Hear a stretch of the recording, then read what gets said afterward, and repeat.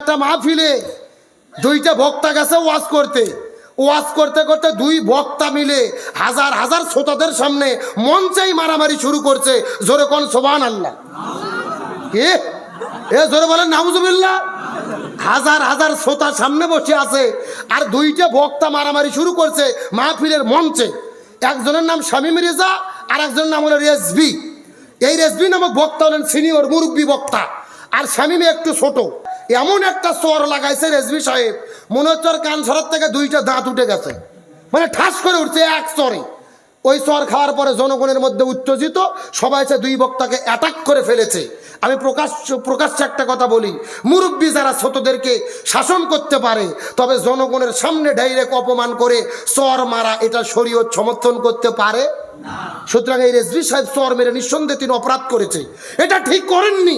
জনগণের সামনে ভাবে চড়াইয়া অপমান করা ঠিক ছিল না। তবে কথাটা হলো এই যে ছোট বক্তা শামীম রেজা, একে কেন মারলো? ভিডিওতে দেখা যাচ্ছে ওই মুরব্বী বক্তাকে বলতেছে, আপনি কিসের বক্তা? আপনি তো সূরা ফাতিহাই বলতে পারবেন না। এখন বলেন এমন কথা কোনো বক্তাকে যদি বলে ওর মেজাজ গরম হবে কি হবে না? এই যে মনে করেন আমার পাশে একটা হুজুর বসে আছে মুরব্বী, আমার চাইতে অন্তত 40 বছরের বড়, 50 বছরের বড়। আমি যদি এই মুরব্বী আলেমক বলি যে আপনি সূরা ফাতিহাই পড়তে পারবেন না, এর মেজাজ গরম হবে কি হবে না? তার মানে বোঝা যায় শামীম রেজা সাহেব এই যে অল্প হালকা বয়সে বক্তা, আরো মারাত্মক ভুল হলো হাজারো মানুষের সামনে একটা মুরব্বী বক্তার বিরুদ্ধে এমন একটা খারাপ মন্তব্য করা। ও সূরা ফাতিহা পড়তে পারে কি না পারে কমিটি বুঝবে, তাকে প্রধান বক্তা করে দাওয়াত দেওয়া হয়েছে। রেজভি হলো প্রধান বক্তা, শামীম রেজা দ্বিতীয় বক্তা। নিজেরা দুই বক্তা মারামারি লাগলা মঞ্চের ভেতরে, আর তামাম পৃথিবীর ইসলাম বিদ্বেষীরা দেখে হাসতেছে আর বগল বাজাচ্ছে, করছে হ্যাঁ হুজুরে হুজুরে সার্কাস শুরু করছে মাহফিলের মঞ্চের ভেতরে। আজকে আমি যদি আমার আগের বক্তার সাথে মারামারি লাগতাম, এখানে অবস্থা ভালো হতো না খারাপ হতো? এই দুইজন মারামারি করার মাধ্যমে তামাম বাংলাদেশের আলেমদেরকে তারা অপমানিত করেছে। এরা নাম পরিচয় দেয় সুন্নি বক্তা, সুন্নতের অনুসরণ নাই, ইচ্ছা মতো আবেগে চলে, নাম দেশে সুন্নি বক্তা, আর নিজেরা মঞ্চে মারামারি করে আলেম সমাজকে কলঙ্কিত করেছে। আমি মনে করি একজন চর মেরেছে আর একজন বেদবি করেছে, দুইজনই অপরাধ করেছে। এদের এক জায়গায় হয়ে জাতির কাছে ক্ষমা চাওয়া দরকার।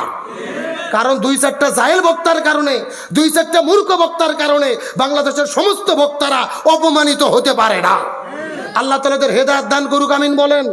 তাহলে বলতেছিলাম আমরা মুক্তি পাচ্ছি না, কারণ একটা, আমরা পরস্পর কি হইনি, একতাবদ্ধ হইনি।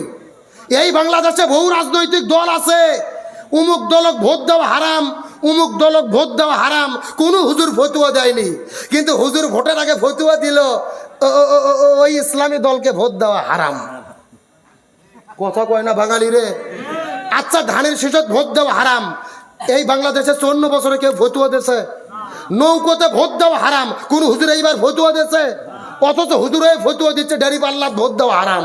এই ফতুয়া কিন্তু অন্য ভাইয়েরা দেয়নি, আমার জাত ভাইয়েরা দেশে দাড়িওয়ালা টুপিওয়ালারা।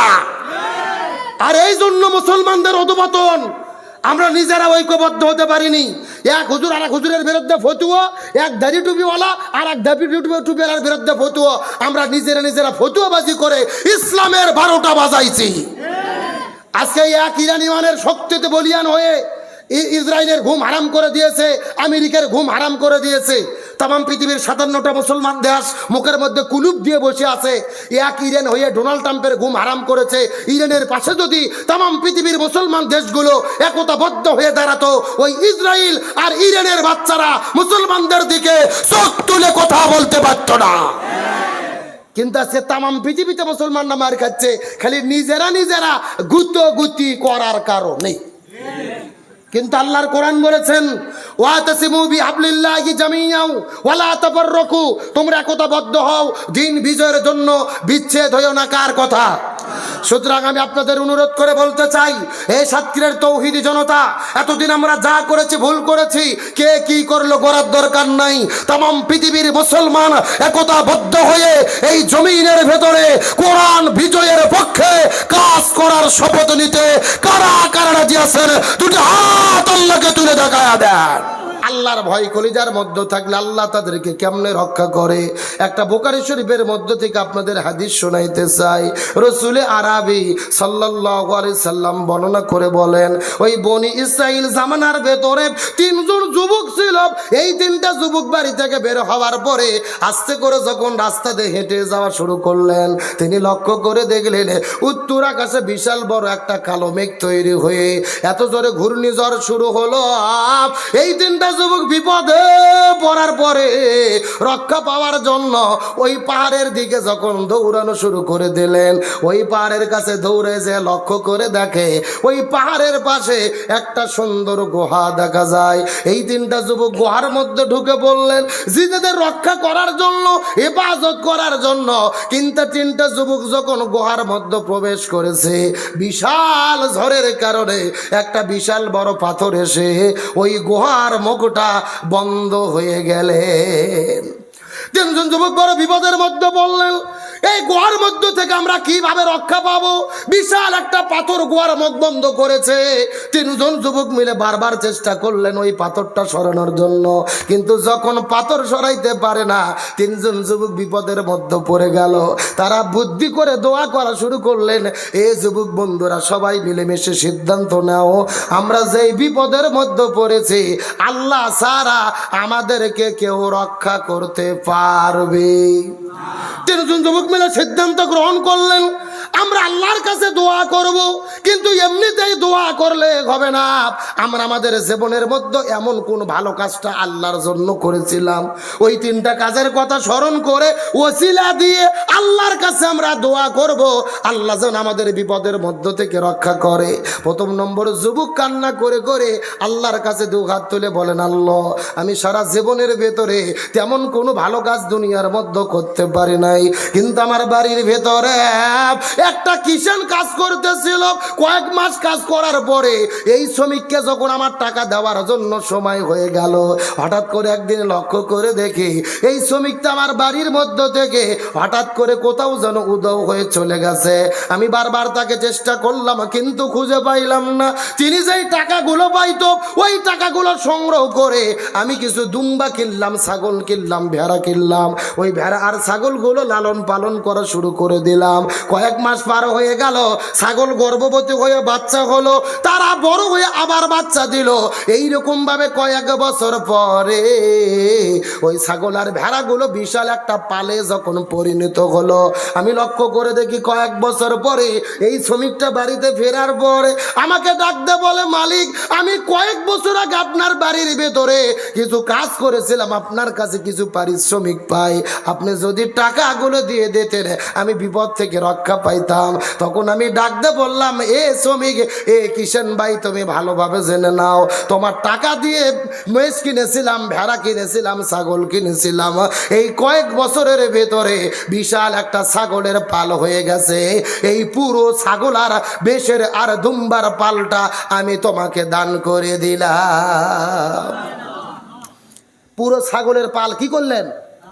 যেগুলো মালিক হলে তুমি, তোমার টাকায় ছাগল কিনেছি, সেখান থেকে বাচ্চা হয়েছে, আবার বাচ্চা হয়েছে, বড় হয়েছে, বিশাল একটা পাল, একটা দল, এ পুরোটাই তোমাকে দিয়ে দিলাম।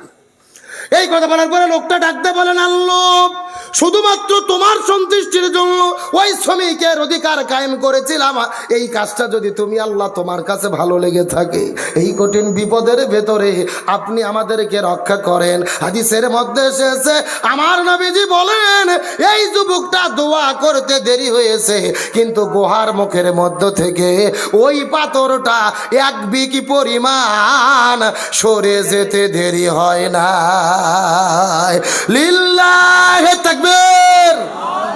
তার মানে ওই যুবকটা শ্রমিকের অধিকার কায়েম করছে। কার অধিকার কায়েম করছে? জি, কার অধিকার?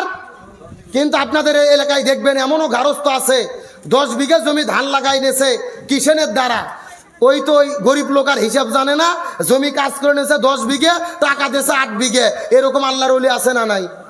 ও কিন্তু হাজী সাহেব মাথার টুপি দিয়ে থাকে, 5 ওয়াক্ত নামাজও পড়ে, অথচ কিষানকে শ্রমিককে ঠকানের জম এমন লোক আছে না নাই? এবার মুরব্বি মুরব্বি মুরব্বি মুরব্বি বাবজান না, পেশাব লাগলে ছেড়ে দেন, আবার কাপড় নষ্ট হতে পারে। কিন্তু যুবকদের তো পেশাব করার সুযোগ নাই। এরা কতদিন সিনেমার হলে যে 3 ঘন্টা সিনেমা দেখে, পেশাব লাগলে ওঠে না, সিপি মেরে থাকে, এমন লোক নাই? কোরআনের ওসিলে এই পেশাব লাগলে একটু চাপ দিয়ে কয়েক মিনিট থাকেন, আল্লাহ চাইলে আর ওসিলাই মাফ করে দিতে পারে কি পারে না? হ্যাঁ ছেলেবেলাই, কিসের গল্প এখানে? বসে থাকো দেখি।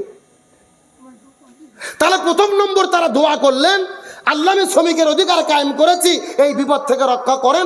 দোয়া করতে দেরি, কিন্তু পাথর 1 বিঘ পরিমাণ সরে যেতে দেরি হয় নাই। চিৎকার করে বলেন আল্লাহু আকবার। আমার বন্ধুগণ, মুসলমান ভাইরা গভীর মনোযোগ লক্ষ্য করুন। কোনো দিকে নজর নাই, কোনো দিকে তাকাতাকি নাই। প্রথম নম্বর যুবক দোয়া করার পরে 2 নম্বর যুবক দোয়া করা শুরু করে দিলেন। 2 নম্বর যুবক কি দোয়া করেন এটা আমি আপনাদের মধ্যে বলবো। তবে অনেক মা বোনেরা আলোচনা শুনতেছে, ওরা চিন্তা করছে আমাদের আলোচনা হবে না। যদি অনুমতি দেন 2 মিনিট মা বোনদের জন্য কিছু বলতে চাই। বলার দরকার আছে না নাই? কথাগুলো সুন্দর করে বোঝার চেষ্টা করবেন। একদিন আমার নবীজি গভীর রজনীতে আস্তে করে চলে গেলেন বিবি খাদিজার ঘরের ভেতরে। নবীজি যাওয়ার পরে লক্ষ্য করে দেখে বিবি খাদিজা ঘরের মধ্যে ঘুম পাড়তেছে। এমন সময় আমার নবীজি ঘরের মধ্যে যাওয়ার পরে বিবি খাদিজার কপাল বরাবর চুম্বন করেছে। সুবহানাল্লাহ বলেন। রসুল খাদিজার কোথায় চুম্বন করেছে? এখন বলেন তো, স্বামী স্ত্রীর কপালে চুম্বন করা কি শুধু কি জায়েজ? সুন্নাত। জোরে বলেন কি? কিন্তু সুন্নাত পালন করবেন কখন? বিয়ের আগে না বিয়ের পরে? কথা কয় না। সাতক্ষীরা মুসলমান ভালো করে বোঝার চেষ্টা করেন। এই যে সাতক্ষীরা জেলার ভিতরে আমরা লক্ষ্য করে দেখি, ওই 14 ফেব্রুয়ারি যখন চলে আসে, স্কুল কলেজ ভার্সিটিতে রমনার বটমূলে পার্কে পার্কে লেকে লেকে রাস্তার ভেতরে পার্কের ভেতরে কত কপতি যুবক যুবতী প্রেমিক প্রেমিকা কুকুরের মতো জোড়া লাগে। যুবকেরা কথা কয় না? জোরে বলেন, জোরে বলেন। কিন্তু এখন আমি আপনাদের জিজ্ঞাসা করি, বলেন তো দেখি, ওই বিশ্ব ভালোবাসা দিবসের নাম দিয়ে যারা পার্কে যেয়ে জোড়া লাগে প্রেম করে, এরা বিয়ের আগে করে না বিয়ের পরে? আচ্ছা, কোন স্বামী কি ভোগ নিয়ে যায় পার্কের মধ্যে বউয়ের সাথে প্রেম করে? কেন? স্বামী স্ত্রী প্রেম ভালোবাসা মহব্বতে ঘরের ভেতরে। তাহলে পার্কের ভেতরে যত প্রেম প্রীতি চলে, এগুলো বিয়ের পরে নয়, বিয়ের আগে। আর বিয়ের আগে ভালোবাসাকে সম্পূর্ণভাবে হারাম করে দিয়েছেন কে? আমার বন্ধুগণ, মুসলমান ভাইরা গভীর মনোযোগ লক্ষ্য করুন। এই জন্য আমার নামে যে বিবি খাদিজার কপালের মধ্যে চুম্বন করলেন, সাথে সাথে বিবি খাদিজার ঘুম ভেঙে গেল। খাদিজা ডাক দিয়ে বলে, ইয়া রাসূলুল্লাহ, এই গভীর রজনীতে আপনি কেন আমার কপালের মধ্যে চুম্বন খাইলেন? রসুল বলে, খাদিজা রে, তোমার কপালে চুম্বন খাওয়ার কারণ হলো এই মাত্র আল্লাহর পক্ষ থেকে জিবরাইল আসার পরে তোমার জন্য 2টা সুসংবাদ দিয়েছে। তার মধ্যে প্রথম নম্বর সুসংবাদ হলো আল্লাহ তাআলা জানাইয়া দিয়েছে তুমি খাদিজা সর্বপ্রথম কালেমা পড়ে মুসলমান হয়েছো।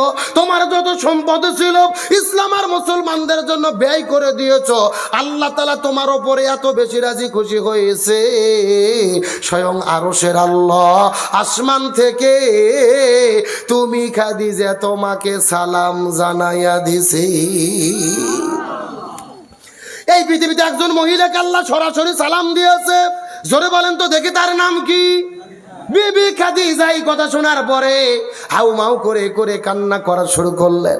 নবী ডাক দিয়ে বলেন, খাদিজা তুমি কেন কান্না করো? কান্নার কারণ জানতে চাই। খাদিজা বলে, ইয়া রাসূলুল্লাহ, আল্লাহ আমাকে সালাম জানাইয়া দিল, আমি তো মূর্খ সূর্খ মানুষ, আল্লাহর সালামের জবাবটা কেমনে দেওয়া লাগবে তা তো আমার জানা নাই। আমার মনে বড় ভয় হয় আল্লাহর সঙ্গে বেয়াদবি হয়ে যায় কিনা। ইয়া রাসূলুল্লাহ, আমি সালামের জবাব দিতে পারবো না, বরং আপনার কাছে অনুরোধ করে বলি, নবীজি আমার পক্ষ থেকে আপনি আল্লাহকে সালামের জবাবটা দিয়ে দেন। নবীজি খাদিজার পক্ষ থেকে সালামের জবাব দিয়ে দিলেন। এরপরে খাদিজা বলে, ইয়া রাসূলুল্লাহ, 2 নম্বর কি সুসংবাদ আছে বলেন তো দেখি। এমন সময় রসুল ডাকতে বলে, খাদিজা 2 নম্বর সুসংবাদ হলো আল্লাহ তাআলা জানাই দিয়েছে শুধুমাত্র তোমাকে সালাম জানাই নাই রে, আল্লাহ ঘোষণা করেছে তুমি খাদিজা হবে জান্নাতের মেহমান। সঙ্গে সঙ্গে খাদিজা মুচকি মুচকি হাসা শুরু করলেন। রসুল ডাকতে বলে, খাদিজা তুমি কেন মুচকি মুচকি হাসো? খাদিজা ডাকতে বলে, ইয়া রাসূলুল্লাহ, আমার মুচকি মুচকি হাসার কারণ হলো আল্লাহ তাআলা আমাকে জান্নাতের সার্টিফিকেট দিয়েছে। কিন্তু নবী বলে, খাদিজা তোমার কাছে প্রশ্ন করি, বলো তো দেখি, আল্লাহ তোমাকে জান্নাতের সার্টিফিকেট দিল, এই কথাটা সত্য, কিন্তু জান্নাতের মধ্যে কে সর্বপ্রথম প্রবেশ করবে?